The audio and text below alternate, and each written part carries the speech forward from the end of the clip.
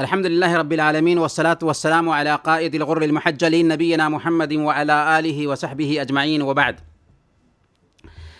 آپ سب کا الکبائر کورس میں استقبال ہے۔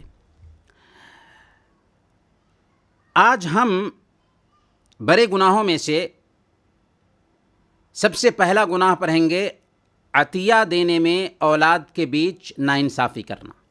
یعنی آپ کے پاس کئی ایک اولاد ہے، آپ کچھ گفٹ دینا چاہتے ہیں اپنے بچوں کو، تو سارے بچوں کو برابر برابر گفٹ دیں۔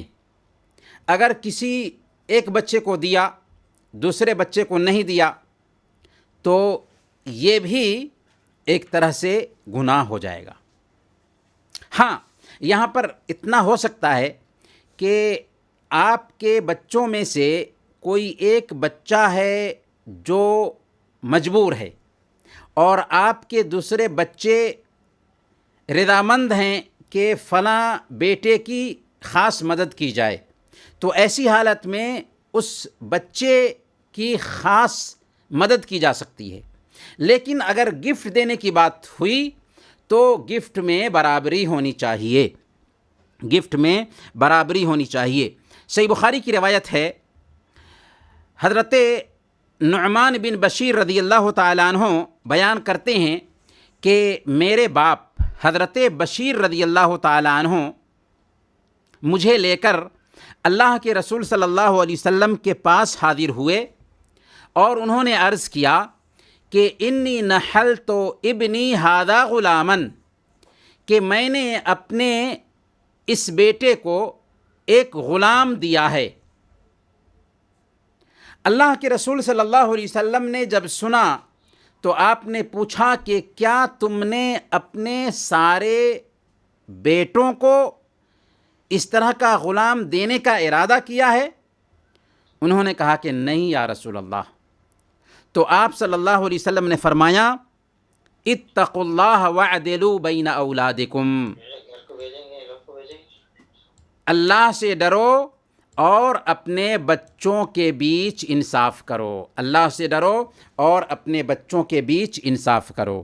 تو اس سے پتہ کیا چلا کہ حضرت بشیر رضی اللہ تعالیٰ عنہ اللہ کے نبی صلی اللہ علیہ وسلم کے پاس جاتے ہیں، اپنے بیٹے کو لے جاتے ہیں اور اللہ کے نبی صلی اللہ علیہ وسلم کو نعمان رضی اللہ تعالیٰ عنہ کو غلام دینے کے لیے گواہ بنانا چاہتے ہیں۔ تو اللہ کے نبی صلی اللہ علیہ وسلم یہ پوچھتے ہیں، کیا تم ایسے ہی غلام سارے بچوں کو دینا چاہتے ہو؟ انہوں نے کہا کہ نہیں، بس میں نعمان کو دینا چاہتا ہوں۔ تب اللہ کے نبی صلی اللہ علیہ وسلم نے کہا کہ اللہ سے ڈرو اور اپنے بچوں کے بیچ انصاف کرو۔ بلکہ دوسری روایت میں آتا ہے، اللہ کے نبی صلی اللہ علیہ وسلم نے فرمایا، فلا تشہدنی اذن فانی لا اشہد علی جور، تب مجھے اس پر گواہ مت بناؤ کیونکہ میں ظلم پر گواہ نہیں بنتا۔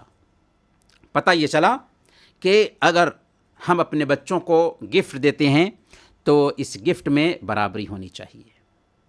کہیں کہیں پر ہمیں دیکھنے کو ملتا ہے کہ لوگ اپنے بیٹوں میں سے کسی بیٹے کو عاق کر دیتے ہیں۔ عاق کا مطلب یہ ہوا کہ فلاں بیٹا ہماری خدمت نہیں کرتا ہے، اس لیے اس کو جائیداد سے محروم کر دو۔ غلط ہے ایسا کرنا، باپ مجرم ہوگا اللہ کی نظر میں۔ آپ کے پاس سارے بچے برابر ہونے چاہیے۔ اگر آپ کے پاس 4 بچے ہیں اور چاروں میں برابری نہیں کرتے، یہاں تک کہ بیٹیاں ہیں، جیسے بیٹے ہیں ویسے ہی بیٹیاں بھی ہیں، بیٹوں کو دیتے ہیں تو بیٹیوں کو بھی دیں، اگر برابری نہیں ہوتی ہے تو اللہ کے ہاں آپ مجرم ہوں گے۔ بلکہ اگر ان بیٹوں میں سے کسی ایک بیٹے کو محروم کر دیا اور دوسرے بیٹوں کے نام اپنی زمین وغیرہ لکھ دی تو اللہ کے ہاں آپ کی گرفت ہوگی۔ بڑے گناہوں میں سے ایک گناہ ہے بغیر ضرورت کے کسی کے سامنے ہاتھ پھیلانا، فقیری کرنا، کسی کے سامنے ہاتھ پھیلانا، کسی سے کچھ مانگنا جبکہ ہمیں مانگنے کی ضرورت نہ ہو، یہ بھی اللہ کی نظر میں، اسلام کی نظر میں بہت گندی عادت ہے۔ یعنی گداگری، فقیری، دوسروں کے سامنے ہاتھ پھیلانا، یہ اللہ کی نظر میں بہت ہی معیوب ہے۔ ہاں، ایک انسان مجبور ہو گیا تو مجبوری میں کسی کے سامنے میں ہاتھ پھیلا سکتا ہے، لیکن مجبوری نہیں ہے، گھر چل سکتا ہے، اس کے باوجود بھی ایک آدمی کسی کے سامنے میں ہاتھ پھیلاتا ہے تو یہ عیب کی بات ہے۔ اللہ کے نبی صلی اللہ علیہ وسلم نے ارشاد فرمایا، یہ حدیث سنن ابی داؤد کی ہے، اللہ کے نبی صلی اللہ علیہ وسلم بیان فرماتے ہیں کہ من سأل وعنده ما یغنی ہے، جس کسی نے بے نیاز ہوتے ہوئے کسی سے مانگا، کسی کے سامنے ہاتھ پھیلایا، فإنما یستکثر من جمر جہنم، فإنما یستکثر من جمر جہنم، کہ وہ ایسا کر کے جہنم کے انگارے جمع کر رہا ہے۔ کوئی آدمی بے نیاز ہے لیکن اس کے باوجود بھی کسی کے سامنے میں ہاتھ پھیلاتا ہے تو ایسا کر کے وہ کیا کر رہا ہے؟ جہنم کے انگارے جمع کر رہا ہے۔ لوگوں نے کہا وَمَا الْغِنَى الَّذِي لَا يَنبَغِي مَعَهُ الْمَسْأَلَةُ، آخر وہ بے نیازی کیا ہے، اس کی حد کیا ہے کہ اس کے ہوتے ہوئے کسی کے لیے سوال کرنا جائز نہیں ہوگا؟ تو اللہ کے نبی صلی اللہ علیہ وسلم نے ارشاد فرمایا، قدر ما یغذیہ ویعشیہ، یعنی اس کے پاس اتنا ہو کہ دوپہر اور شام کا کھانا موجود ہو تو وہ بے نیاز ہے، وہ غنی ہے، وہ مالدار ہے۔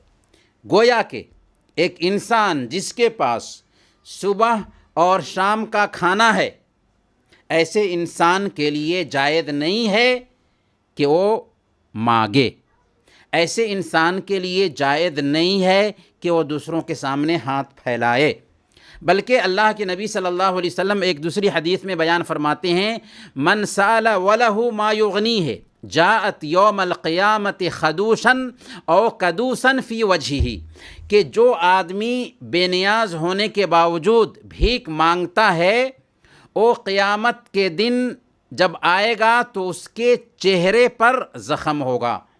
کس چیز کا زخم ہوگا؟ مانگنے کی وجہ سے زخم ہوگا۔ اس لیے ایک آدمی کو بھیک تبھی مانگنا ہے جب کہ وہ واقعی مجبور ہو جائے، اور مجبوری کی حد یہ بتائی گئی کہ ایک انسان کے پاس ایک وقت کا کھانا بھی نہ ہو۔ اگر صبح اور شام کا کھانا بھی ہے تو اس کے لیے بھیک مانگنا جائز نہیں، اس کے لیے کسی کے سامنے ہاتھ پھیلانا جائز نہیں۔ آپ دیکھتے ہیں کہ کتنے پیشہ ور بھکاری ہوتے ہیں جو مسجدوں میں بھی چلے جاتے ہیں یا بازاروں میں مانگتے رہتے ہیں۔ کچھ لوگ اپنی شکل بنا لیتے ہیں بھکاری کی اور مانگنا اپنا پیشہ اختیار کر لیتے ہیں، حالانکہ ان کے مرنے کے بعد پتہ چلتا ہے کہ بہت ساری جائیداد انہوں نے اکٹھا کر لی تھی۔ تو یہ اسلام کی نظر میں نہایت ہی گندی عادت ہے۔ کوئی انسان تب مانگ سکتا ہے جب کہ واقعی وہ مجبور ہو جائے اور اس کے پاس ایک وقت کے کھانے کے لیے بھی نہ ہو۔ بڑے گناہوں میں سے ایک گناہ ہے واپس کرنے کی نیت کے بغیر قرض لینا، یعنی واپس نہ کرنے کی نیت سے قرض لینا، یہ بھی بڑے گناہوں میں سے ہے۔ کچھ لوگ قرض لیتے ہیں تو قرض لینے کی حد یہ ہے کہ واقعی کسی کو ضرورت ہے تو ضرورت پوری کرنے کے لیے ایک انسان قرض لے سکتا ہے، اور دوسروں کو بھی چاہیے کہ ایسے انسان کی مدد کرے۔ لیکن قرض کا معاملہ بڑا خطرناک ہے۔ اللہ کے نبی صلی اللہ علیہ وسلم نے ارشاد فرمایا، نفس المؤمن معلقۃ بدینہ حتی یقضی عنہ، کہ ایک انسان کی جان اس کے قرض کی وجہ سے لٹکی رہتی ہے یہاں تک کہ اس کے قرض کی ادائیگی نہ کر دی جائے۔ تو کتنی سخت وعید ہے ایسے لوگوں کے لیے جو قرض لیتے ہیں لیکن قرض کی ادائیگی نہیں کرتے یہاں تک کہ وہ دنیا سے گزر جاتے ہیں۔ اللہ کے نبی صلی اللہ علیہ وسلم نے فرمایا کہ اس کی روح لٹکی رہتی ہے جب تک کہ اس کے قرض کی ادائیگی نہ کر دی جائے۔ تو اگر کوئی آدمی ایسا ہے کہ واپس نہ کرنے کے ارادے سے قرض لیتا ہے کہ کیسے بھی ہم دبا دیں گے، پیسے لے لیتے ہیں اور آگے پیچھے کریں گے یہاں تک کہ وہ بھول جائے گا، یا پھر یہ ہے کہ ہم واپس نہیں کریں گے، اس طرح کی کوئی بھی اس کی نیت ہوتی ہے تو اللہ رب العالمین اس کے اس مال کو برباد کر دیتا ہے، تلف کر دیتا ہے۔ حدیث سنیے، صحیح بخاری کی روایت ہے، من اخذ اموال الناس يريد اداءها ادى الله عنه ومن اخذ يريد اتلافها اتلفه اللہ، کہ جو آدمی کسی کا مال لیتا ہے اور ارادہ ہوتا ہے اس کی ادائیگی کرنا، تو اللہ رب العالمین اس کی ادائیگی کا سبب پیدا کر دیتا ہے، اور جو آدمی کسی کا مال لیتا ہے اور اس کا ارادہ ہوتا ہے ہڑپ لینا، برباد کر دینا، تو اللہ تعالیٰ اس کے مال کو برباد کر دیتا ہے، ضائع کر دیتا ہے۔ گویا کہ آپ کی نیت تھی کسی کے مال کو ہڑپ لینا، تو اللہ تعالیٰ اس مال کو خود برباد کر دیتا ہے۔ نیت کے حساب سے اللہ معاملہ کرتا ہے۔ ایک بندہ قرض لیا، نیت اچھی ہے، اللہ تعالیٰ اس کے لیے سبیل پیدا کر دیتا ہے ادائیگی کی، لیکن ارادہ تھا دبا دینے کا، تو اللہ رب العالمین اور اس کو قلاش اور اس کو بدحال بنا دیتا ہے، یہاں تک کہ وہ مال بھی کیسے بھی تلف ہو جاتا ہے، برباد ہو جاتا ہے، اور اس کی حالت اور خراب ہونے لگتی ہے۔ قرض کی کیسی سختی ہے، اللہ کے نبی صلی اللہ علیہ وسلم سنن نسائی کی روایت کے مطابق بیان فرماتے ہیں، محمد بن جحش رضی اللہ تعالیٰ عنہ فرماتے ہیں کہ ایک دن اللہ کے نبی صلی اللہ علیہ وسلم ہمارے بیچ بیٹھے ہوئے تھے کہ اچانک اللہ کے نبی صلی اللہ علیہ وسلم نے آسمان کی طرف اپنا سر اٹھایا اور فرمایا، سبحان اللہ، ماذا انزل اللہ من التشدید فی الدین، سبحان اللہ، کتنی سختی قرض کے بارے میں اللہ رب العالمین نے اتاری ہے۔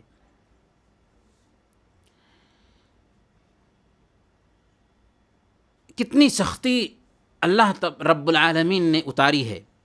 والذی نفسی بیدہ لو ان رجلا قتل فی سبیل اللہ ثم احی ثم قتل ثم احی ثم قتل وعلیہ دین ما دخل الجنة حتی یقضى عنہ دینہ، کہ قسم ہے اس ذات کی جس کے ہاتھ میں میری جان ہے، جو بندہ بھی اللہ کے راستے میں شہید ہو جائے، پھر زندہ کیا جائے، پھر شہید ہو جائے، پھر زندہ کیا جائے، پھر شہید ہو جائے، اور اس پر قرض ہو، 3 مرتبہ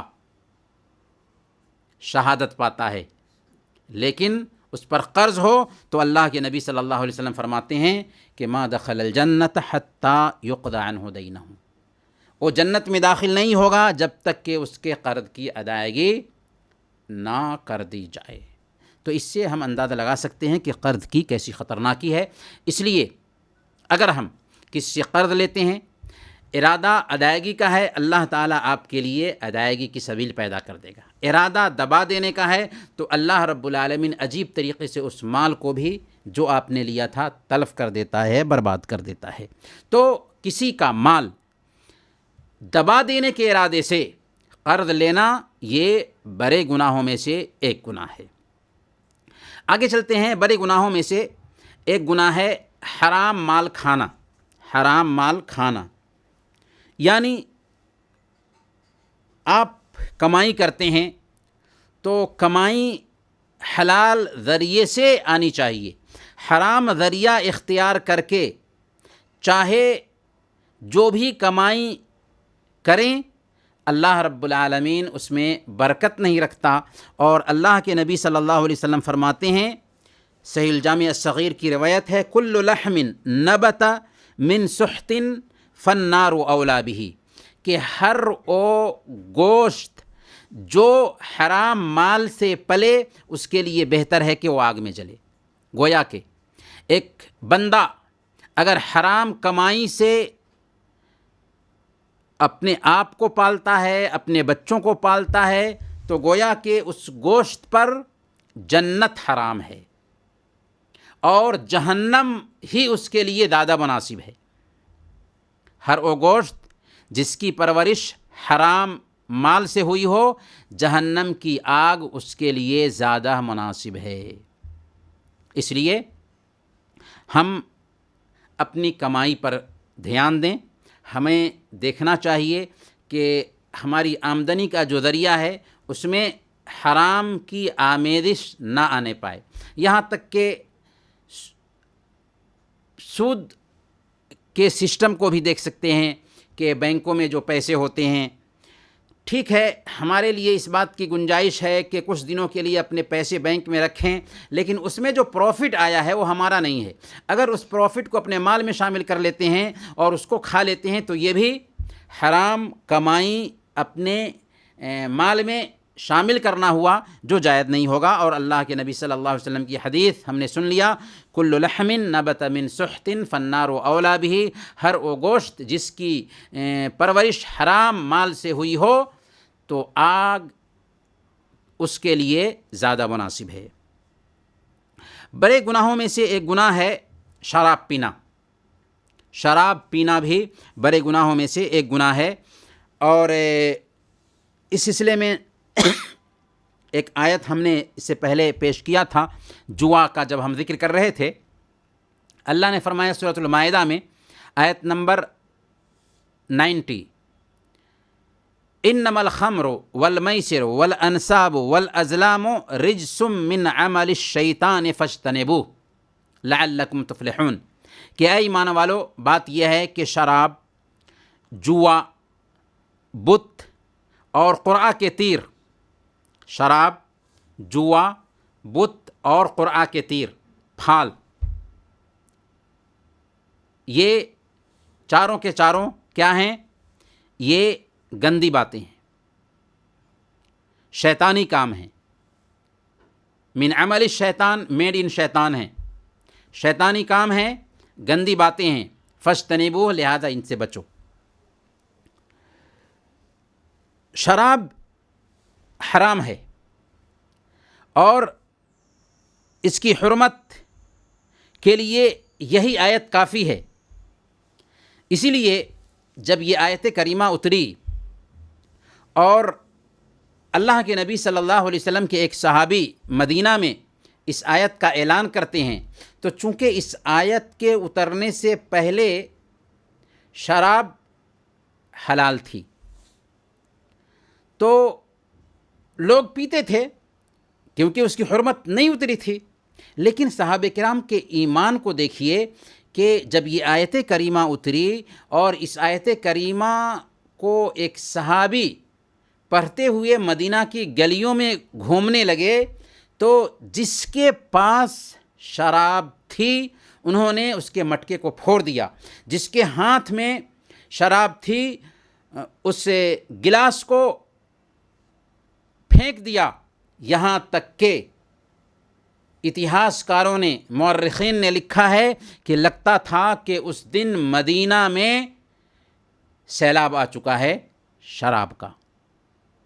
تو یہ دیکھیں ایمان، جب تک شراب حرام نہیں ہوئی تھی لوگ پیتے تھے، لیکن شراب کی حرمت نازل ہوئی اور اللہ رب العالمین کا فرمان ان کے کانوں تک پہنچا، یہ نہیں پوچھا انہوں نے کہ ہم تو اس کے رسیا ہیں، کیسے اتنا جلدی چھوڑ دیں، ہم سے اتنا جلدی چھوڑنا نہیں ہو پائے گا، نہیں، بلکہ اللہ کا حکم آیا سر آنکھوں پر اور فوراً شراب سے توبہ کر لیا اور پورے کے پورے طور پر شراب کو بہا دیا۔ تو یہ ایمان تھا صحابہ کرام کا، اس لیے اللہ رب العالمین نے ان کو عزت دی تھی، اور آج ہمارے ایمان میں جو کمی آئی ہے اسی لیے آج ہم دنیا میں ذلیل ہو رہے ہیں۔ شراب واقعی حرام ہے، اور جو لوگ شراب پیتے ہیں ان کے بارے میں سخت سے سخت وعید آئی ہے۔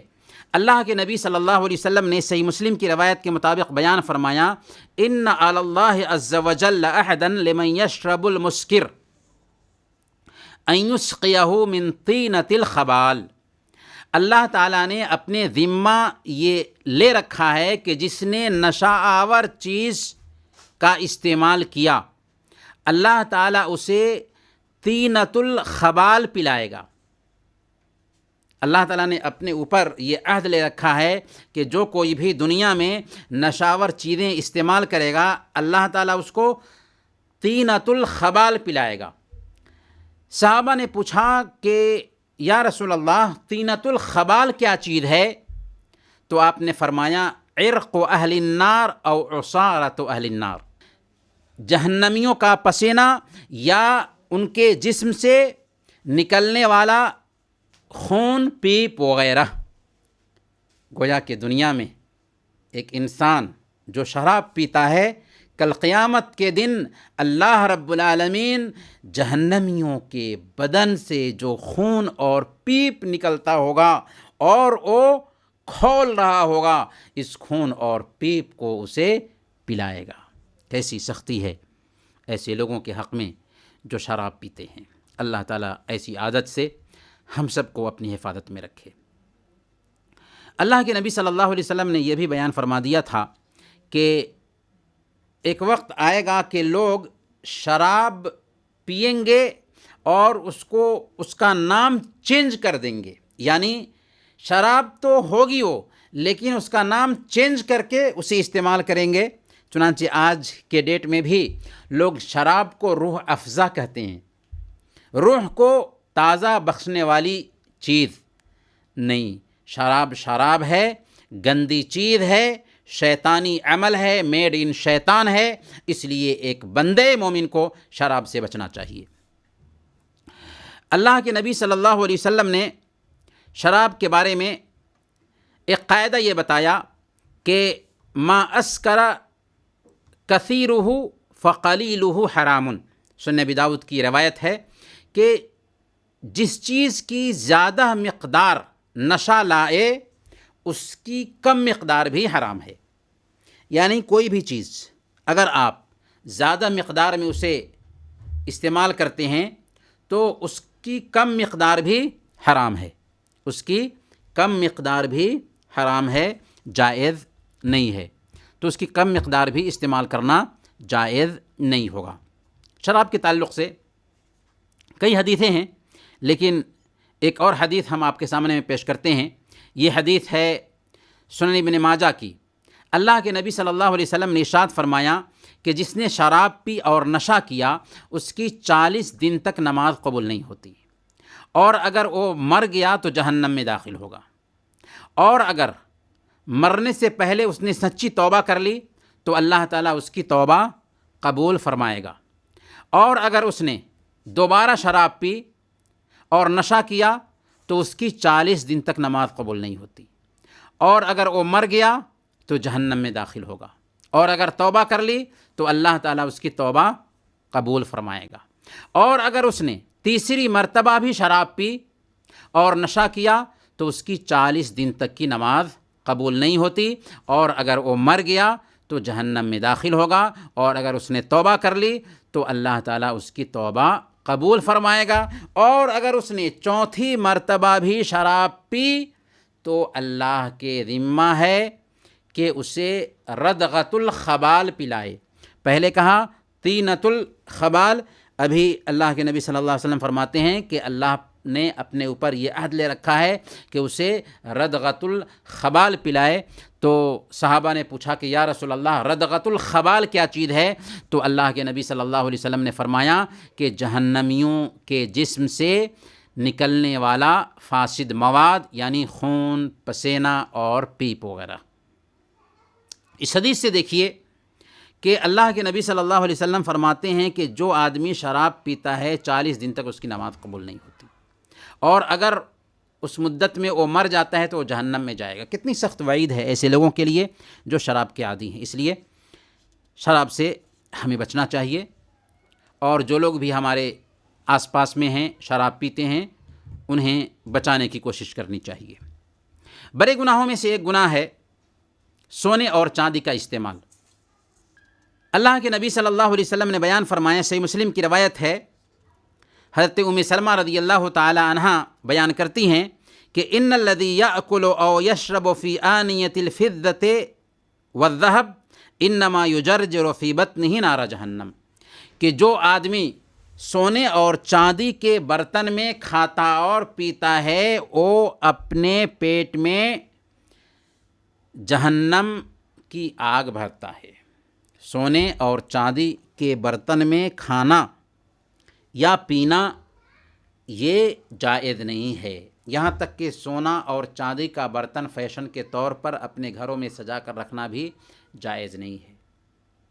ہاں، عورتوں کے لیے سونا کا استعمال کرنا جائز ہے اور مردوں کے لیے چاندی کا استعمال کرنا جائز ہے، لیکن سونا اور چاندی کا برتن استعمال کرنا نہ مرد کے لیے نہ عورت کے لیے جائز نہیں ہے۔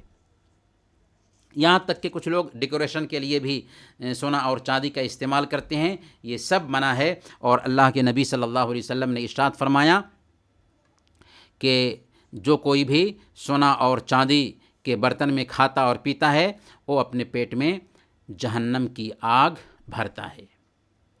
انہی چند کلمات کے ساتھ آج کا درس ہم ختم کرتے ہیں، انشاءاللہ اگلے ہفتہ پھر ملیں گے، تب تک کے لیے اجازت دیجیے۔ وصلی اللہ علی نبینا محمد وعلی آلہ وصحبہ اجمعین۔